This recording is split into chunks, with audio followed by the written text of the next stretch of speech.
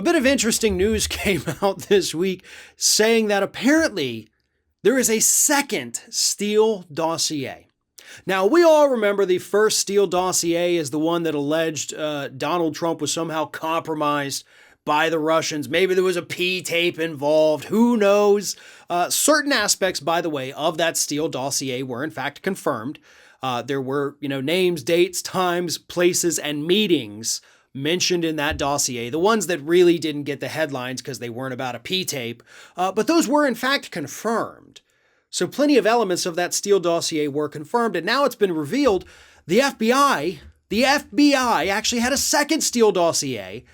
And one of the things that they talked about in that dossier were alleged sex tapes involving Donald Trump that could have been used as, compromat by foreign governments.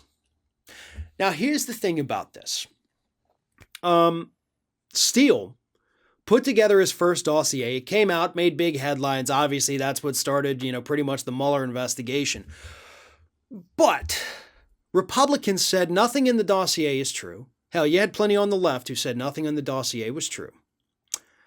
And they said Steele was a fraud. It was a farce. The whole thing was a joke paid for by the DNC, even though it was actually started by Republicans to get Trump out of the primary race. But anyway, sure, they don't like to get the facts right when talking about it, but that's the truth. That's what happened. Let's be honest.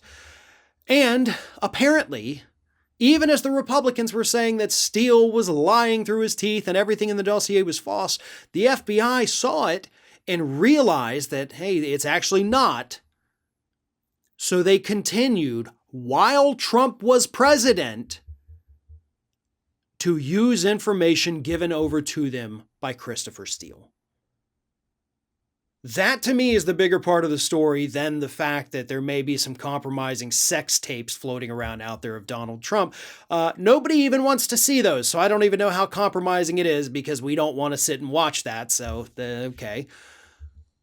But the point is, Christopher Steele was widely attacked all over the United States, except with the area that actually matters. Law enforcement, intelligence. They saw Christopher Steele as a valuable asset. They saw the information that he was giving them as valuable and, more importantly, reliable. And so they had him continue to do it, even while Donald Trump was serving as president of the United States. So to me, the big story here is the fact that the FBI, the intelligence agencies, believed this guy was credible to the point where they continued to use him. So how much of that first dossier was true then? What do we not know that they have confirmed?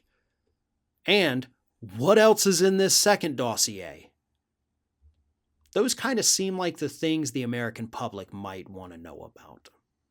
Thanks for watching, and if you like what you saw, make sure you subscribe to our YouTube channel for fresh content every single day of the week. Just smash that subscribe button, and of course, don't forget to like, comment, and share the video.